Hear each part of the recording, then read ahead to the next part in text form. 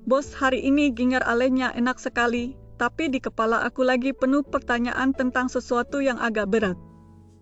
Kamu kelihatan banyak pikiran malam ini, Sari. Ada apa yang mengganggu kamu sampai seperti itu? Belakangan ini aku sering lihat konten di TikTok dan Instagram tentang kesehatan mental, dan aku jadi mulai bertanya-tanya apakah aku juga punya gangguan tertentu. Kamu merasa relate dengan konten-konten itu lalu mulai bertanya dalam hati apakah kamu punya diagnosis tertentu? Iya, misalnya video yang bilang ini tanda-tanda anxiety atau ini tanda-tanda adit, dan setelah nonton aku jadi langsung merasa mungkin aku juga sama. Waktu kamu merasa seperti itu, apa yang biasanya kamu lakukan setelah menutup aplikasi? Kadang aku cuma gelisah lalu scroll lagi, tapi kadang aku benar-benar yakin kalau aku punya masalah serius dan jadi susah tidur. Kalau aku boleh tebak, kamu tidak sendirian. Banyak orang muda sekarang mengalami hal yang sama saat mereka menemukan konten mental health di feed mereka. Makanya aku datang ke sini malam ini, bos. Aku ingin mengerti sebenarnya apa yang terjadi dengan fenomena self-diagnosis di TikTok dan Instagram itu. Ini pertanyaan yang sangat penting, dan bagus sekali kamu memilih untuk membicarakannya dengan tenang sambil minum ginger ale. Jadi, self-diagnosis itu apa sih? Definisinya yang sederhana saja yang bisa aku cerna pelan-pelan. Self-diagnosis itu saat seseorang menyimpulkan bahwa dirinya punya gangguan atau kondisi medis tertentu hanya dari informasi umum tanpa pemeriksaan dari tenaga profesional. Berarti kalau aku cuma nonton video dan baca thread lalu menyimpulkan sendiri, itu sudah termasuk self-diagnosis ya? Betul, apalagi kalau kesimpulan itu membuat kamu melekatkan label tertentu pada diri kamu seolah-olah itu sudah resmi dan pasti benar. Selama ini aku pikir itu cuma cara untuk mengenali diri sendiri, ternyata ada nama khusus dan ada risikonya juga. Mengenali diri sendiri itu bagus, tetapi beda antara self-awareness dengan self-diagnosis, dan garis itu kadang tipis sekali di era sosial media. Boleh jelaskan pelan-pelan, bos, supaya aku bisa membedakannya dengan jelas. Self-awareness artinya kamu menyadari perasaan, pola pikir, dan kebiasaan kamu, lalu kamu refleksi dan mungkin mencari bantuan, sedangkan self-diagnosis adalah ketika kamu memutuskan sendiri bahwa kamu punya gangguan tertentu tanpa penilaian profesional. Jadi belajar gejala dari internet boleh, tapi memutuskan sendiri bahwa aku punya gangguan klinis tanpa periksa itu bagian yang berbahaya. Kurang lebih seperti itu, karena diagnosis klinis itu rumit dan butuh wawancara, observasi, dan kadang tes khusus, bukan hanya cocok-cocokan daftar gejala dari satu video. Aku mulai merasa agak lega karena selama ini aku sering merasa bersalah saat ingin mencari informasi, seolah-olah itu salah. Mencari informasi itu justru langkah yang wajar. Yang perlu kita pelajari adalah cara melakukannya dengan lebih aman dan lebih bijak. Kenapa ya, bos? Kok sepertinya generasi sekarang sangat dekat dengan konten mental health di TikTok dan Instagram? Salah satu alasannya adalah karena platform itu sangat mudah diakses, visual, dan cepat, sehingga konten tentang kesehatan mental bisa tampil dengan cara yang menarik dan mudah diingat. Memang, kadang hanya dengan satu video singkat aku merasa dipahami lebih dalam dibanding obrolan panjang yang tidak nyambung dengan orang lain. Rasa dipahami itu sangat kuat, terutama ketika kreator menceritakan pengalaman yang mirip dengan apa yang selama ini kamu simpan sendiri. Jadi wajar kalau banyak orang langsung merasa cocok dan mengambil kesimpulan cepat tentang dirinya. Wajar dari sisi perasaan, tetapi di situ juga muncul ruang untuk kesalahan karena otak cenderung mengingat hal yang terasa pas dan mengabaikan informasi yang bertentangan. Aku baru sadar, seringkali kreator itu tidak tahu situasi hidupku secara lengkap, tapi aku bertindak seolah-olah mereka mengenalku pribadi. Itu salah satu ciri komunikasi di dunia digital. Kita merasa dekat dengan orang yang sering muncul di layar, padahal mereka hanya melihat cuplikan kecil dari realitas. Selain itu, setelah aku like beberapa video tentang anxiety dan ADHD, aku jadi penuh dengan tema yang sama seharian. Itu karena algoritma berusaha memberi kamu semakin banyak konten yang menurut sistem itu menarik untukmu berdasarkan apa yang kamu tonton dan kamu sukai. Kalau begitu, semakin aku menonton, semakin kuat keyakinan bahwa semua orang seperti aku juga lagi struggle dengan hal yang sama. Benar, di titik itu kamu bukan hanya melihat kenyataan objektif, tetapi melihat pantulan pilihanmu yang diperkuat oleh algoritma lagi dan lagi. Jadi aku hidup di semacam gelembung, ya, tapi gelembungnya terbentuk dari pilihan tontonan yang kecil-kecil.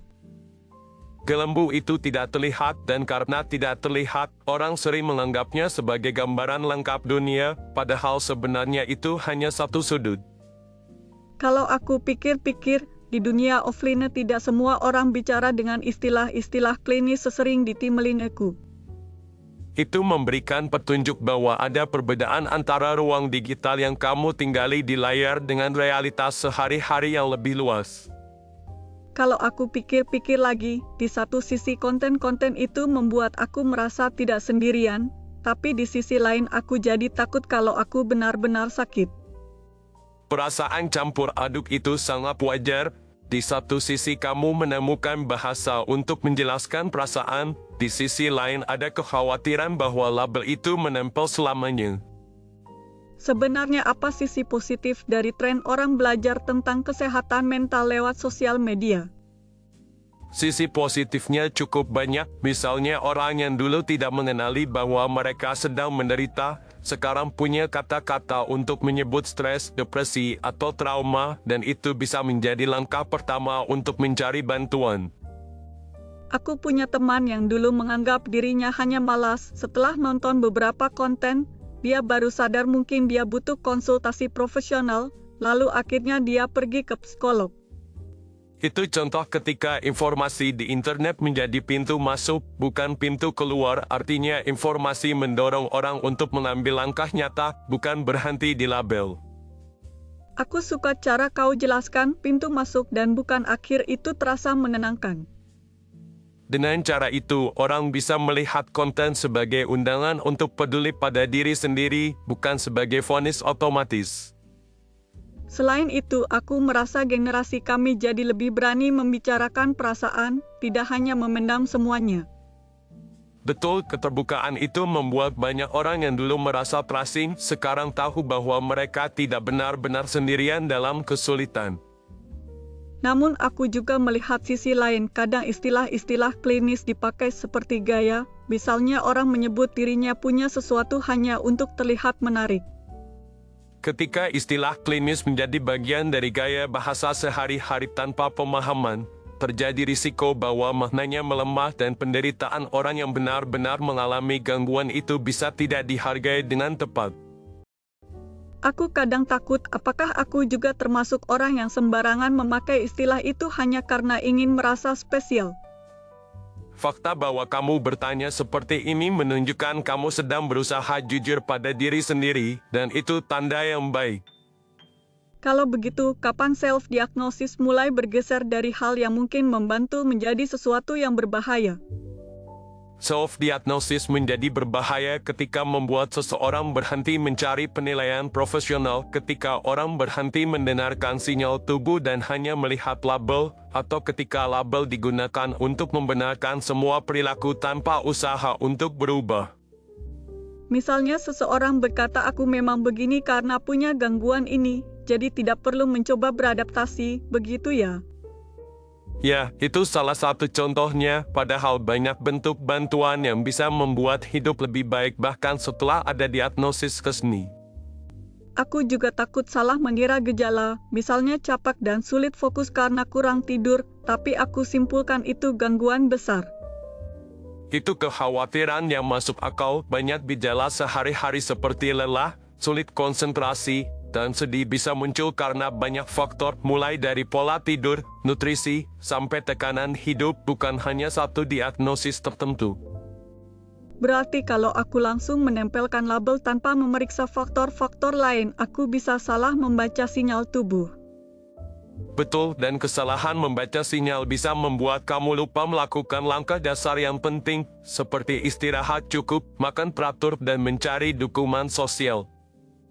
Aku merasa sedikit malu, karena beberapa kali aku benar-benar yakin punya kondisi tertentu setelah menonton satu seri video saja. Malu itu wajar, tetapi ingat bahwa sistem ini memang dirancang untuk membuat orang merasa sangat dekat dan sangat yakin, jadi bukan hanya kamu yang terjebak. Kalau begitu, apa yang bisa aku lakukan supaya hubungan aku dengan konten mental health di TikTok dan Instagram lebih sehat? Kita bisa mulai dengan belajar membedakan antara informasi yang membantu untuk refleksi dengan informasi yang mendorong kita untuk memberi vonis pada diri sendiri. Kedengarannya mudah, tetapi di praktiknya aku suka bingung karena semuanya terasa mirip. Mari kita buat beberapa pertanyaan sederhana yang bisa kamu gunakan setiap kali menonton konten seperti itu. Oke, aku siap mendengar. Aku bahkan ingin mencatat di kepala supaya bisa kupakai nanti. Pertanyaan pertama, siapa yang berbicara di video ini? Apakah dia punya latar belakang profesional di bidang kesehatan mental atau hanya berbagi pengalaman pribadi? Kadang kreator jelas menyebut dirinya psikolog atau psikiater, tapi sering juga hanya bilang pernah mengalami sesuatu lalu memberi saran ke semua orang. Jika seseorang berbagi pengalaman pribadi itu bisa membantu untuk merasa ditemani, tetapi pengalaman pribadi tidak otomatis menjadi panduan klinis untuk semua orang. Jadi tidak salah mendengar cerita pribadi, tapi aku harus ingat bahwa itu bukan panduan resmi. Persis, pertanyaan kedua, apakah kreator memberi penjelasan bahwa kontennya bukan pengganti konsultasi profesional dan mendorong penonton untuk mencari bantuan jika perlu? Aku baru sadar, kreator yang lebih hati-hati sering mengingatkan penonton untuk tidak mendiagnosis diri sendiri, sedangkan yang lain langsung memberi label. Kreator yang bertanggung jawab biasanya mengakui batasan kontennya, itu tanda bahwa mereka menghargai kompleksitas kesehatan mental. Pertanyaan berikutnya apa, bos? Aku merasa semakin tertarik. Pertanyaan ketiga, apakah konten membuat kamu lebih tenang dan lebih ingin merawat diri, atau membuat kamu panik dan merasa rusak tanpa harapan? Sering sekali aku menutup aplikasi dengan dada sesak dan pikiran penuh ketakutan. Ternyata itu sinyal yang perlu diperhatikan. Jika konten hanya meninggalkan rasa takut tanpa memberikan arah yang sehat, mungkin ada baiknya kamu mengurangi konsumsi konten seperti itu. Ada lagi yang bisa kupakai sebagai panduan kecil. Pertanyaan keempat, apakah kreator membuka ruang bahwa satu gejala bisa punya banyak penjelasan berbeda, atau dia memaksa satu penjelasan saja untuk semua orang? Biasanya yang membuat aku cepat percaya adalah kalimat yang terkesan sangat pasti, seperti kalau kamu begini berarti kamu pasti begitu. Dalam ilmu kesehatan mental, kalimat yang terlalu mutlak seringkali tidak akurat karena setiap orang punya sejarah, lingkungan, dan tubuh yang berbeda. Dengan 4 pertanyaan itu saja aku sudah merasa punya kacamata baru saat menonton konten. Kacamata baru itu penting, karena tanpa itu kamu mudah terseret arus tanpa sadar. Aku penasaran bagaimana dengan konteks kita di sini, generasi muda di negeri kita sendiri. Banyak anak muda di sini menghadapi campuran stigma dan keterbatasan akses, sehingga sosial media terasa seperti tempat pertama untuk mencari jawaban. Memang, kalau bilang ingin ke psikolog, kadang keluarga menjawab dengan kalimat yang membuat kita merasa lemah. Respon seperti itu menyulitkan, karena orang yang ingin mencari pertolongan malah merasa bersalah, maka tidak aneh jika mereka memilih curhat pada layar ponsel. Selain stigma, biaya dan jarak juga sering menjadi masalah, jadi menonton konten gratis terasa seperti satu-satunya jalan. Padahal di beberapa tempat mulai ada layanan yang lebih terjangkau, tetapi banyak orang belum tahu atau belum percaya. Jadi sebenarnya media sosial mengisi ruang kosong antara kebutuhan dan layanan yang belum terjangkau. Benar, dan karena mengisi ruang kosong itu pengaruhnya menjadi sangat besar terhadap cara generasi muda memahami dirinya. Itu berarti semakin penting bagi kami untuk tahu batas antara belajar dan mendiagnosis diri. Tepat sekali, semakin besar peran platform, semakin besar juga tanggung jawab pengguna untuk bersikap kritis dan lembut pada dirinya sendiri. Bos, aku ingin tahu bagaimana cara mendukung teman yang sering self-diagnosis dari TikTok tanpa membuat dia merasa diserang. Kamu bisa mulai dengan mendengarkan lebih dulu, lalu mengakui bahwa wajar merasa bingung. Setelah itu pelan-pelan mengajak dia mempertimbangkan konsultasi dengan tenaga profesional. Jadi bukan langsung bilang dia salah, tetapi mengajak dia melihat opsi lain yang lebih aman. Kamu juga bisa berbagi pengalamanmu malam ini, bahwa kamu datang ke sini untuk bertanya dan tidak menelan mentah-mentah semua konten yang kamu lihat. Aku suka pendekatan itu, terasa hangat dan tidak menggurui. Dalam hal seperti ini, cara kita berbicara sama pentingnya dengan isi yang kita sampaikan, karena orang yang sedang cemas butuh rasa aman. Aku juga ingin menjaga diriku sendiri, karena kadang setelah menolong orang lain, aku malah kelelahan secara emosional. Itu sebabnya penting untuk mengingat bahwa kamu bukan terapis temanmu, kamu bisa menyarankan profesional dan tetap menjaga batas yang sehat untuk dirimu. Kalimat itu menenangkan sekali, aku sering lupa menjaga batas dan berusaha menyelamatkan semua orang. Ingat bahwa kamu juga layak merasa tenang, dan tidak semua beban orang lain harus kamu tanggung di pundakmu sendiri. Sekarang aku ingin bertanya sesuatu yang sangat pribadi, tetapi aku rasa banyak orang juga mungkin merasakannya. Silakan, selama kamu merasa nyaman, kita bisa membicarakannya perlahan. Kadang aku ingin punya diagnosis tertentu agar aku merasa ada penjelasan yang rapi untuk semua kebingunganku.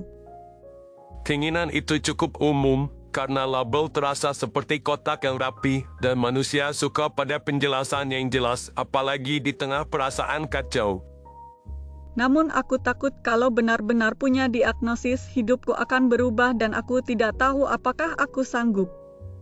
Ketakutan itu juga wajar, karena diagnosis membawa konsekuensi, tetapi diagnosis yang tepat dari profesional bisa membuka pintu dukungan dan penanganan yang sesuai, bukan hanya beban. Jadi yang perlu aku takutkan bukan diagnosa itu sendiri, tapi kemungkinan salah memahami diriku tanpa bantuan yang tepat. Ya, lebih tepat kalau kamu berhati-hati terhadap kesimpulan yang terlalu cepat, bukan terhadap proses mencari bantuan yang tepat. Aku merasa pembicaraan ini pelan-pelan membongkar ketakutan yang selama ini menempel di dalam dadaku. Aku senang mendengarnya, karena tujuan obrolan seperti ini bukan memberi stempel, tetapi memberi ruang bernapas untuk pikiranmu. Sekarang aku ingin merangkum sedikit supaya aku yakin tidak salah tangkap. Silakan, aku akan mendengarkan, dan kalau ada yang perlu diluruskan, aku akan membantu.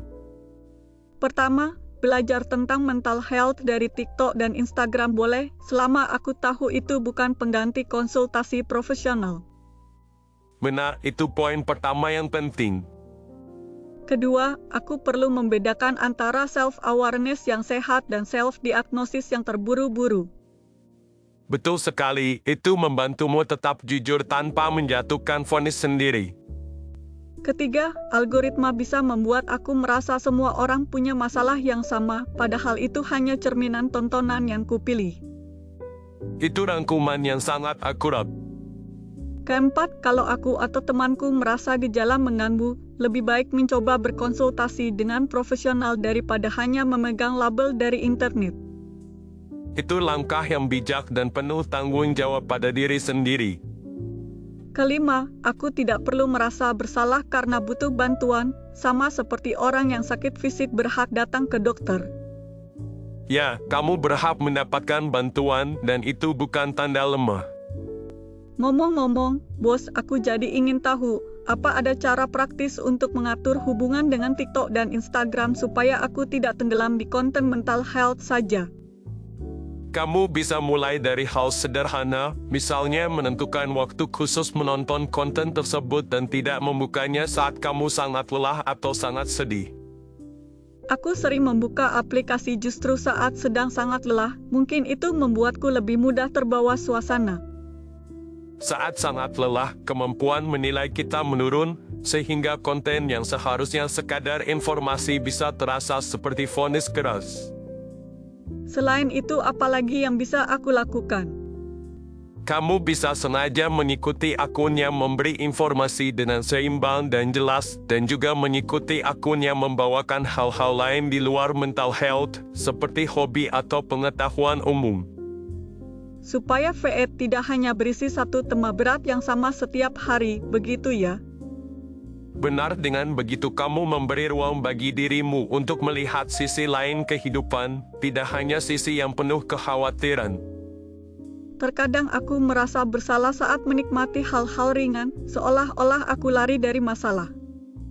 Menikmati hal ringan tidak sama dengan lari, selama kamu juga memberi waktu untuk menghadapi hal penting dengan cara yang sehat. Aku mengerti seimbang tidak berarti mengabaikan, tetapi juga tidak berarti tenggelam tanpa jeda.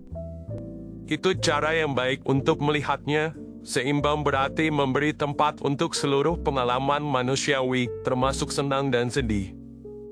Bos, aku ingin mengucapkan terima kasih. Malam ini kepala aku terasa lebih jernih. Aku ikut senang, Sari, kamu datang dengan banyak beban dan sekarang setidaknya beberapa beban itu sudah bisa kamu letakkan sebentar.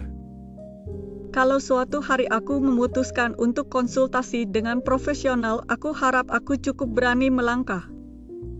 Kalau hari itu datang, ingat bahwa keberanian itu tidak harus besar, langkah kecil pun sudah cukup sebagai awal. Aku akan mengingatnya, langkah kecil pun sudah punya makna.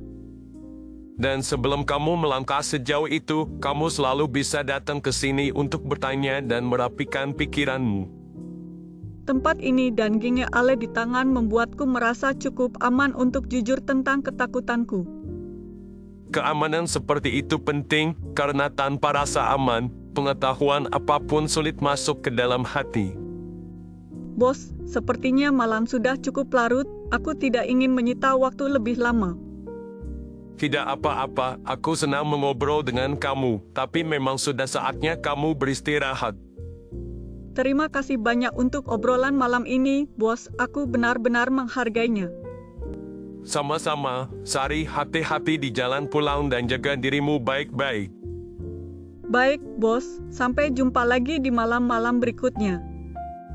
Wah, ternyata sudah cukup malam juga, aku sepertinya harus pulang sekarang dan tiba-tiba aku baru ingat kalau dompetku tertinggal di rumah. Aku jadi bingung sekali karena belum bayar Ginger Ale malam ini dan aku benar-benar tidak tahu harus bagaimana. Maaf ya, sepertinya agak aneh, tapi karena dompetku tertinggal, boleh tidak kalau aku minta tolong kamu yang duduk di sebelah untuk mentraktir Ginger Aleku malam ini? Aku sebenarnya sudah sadar dari tadi bahwa kamu duduk di sebelah dan mendengarkan obrolan kami dengan bos, jadi kalau sedikit saja ada bagian yang berguna untukmu, maukah kamu membantuku ya? Terima kasih banyak, aku akan sangat bersyukur, dan untuk traktirnya kamu bisa memakai kode QR di pojok kanan bawah video atau tautan yang ada di bagian deskripsi. Sekalian ya, kalau kamu tidak keberatan, aku sangat senang kalau kamu mau menekan tombol suka, berlangganan kanal ini, dan meninggalkan komentar tentang apa yang kamu rasakan. Di bagian deskripsi juga ada tautan ke karya lain dari seri yang berbeda sekali dengan obrolan ini, dan aku rasa kamu mungkin akan menemukan sesuatu yang menarik di sana juga. Terima kasih sekali lagi sudah menemani malam ini, semoga langkahmu pulang terasa ringan dan sampai jumpa di pertemuan berikutnya.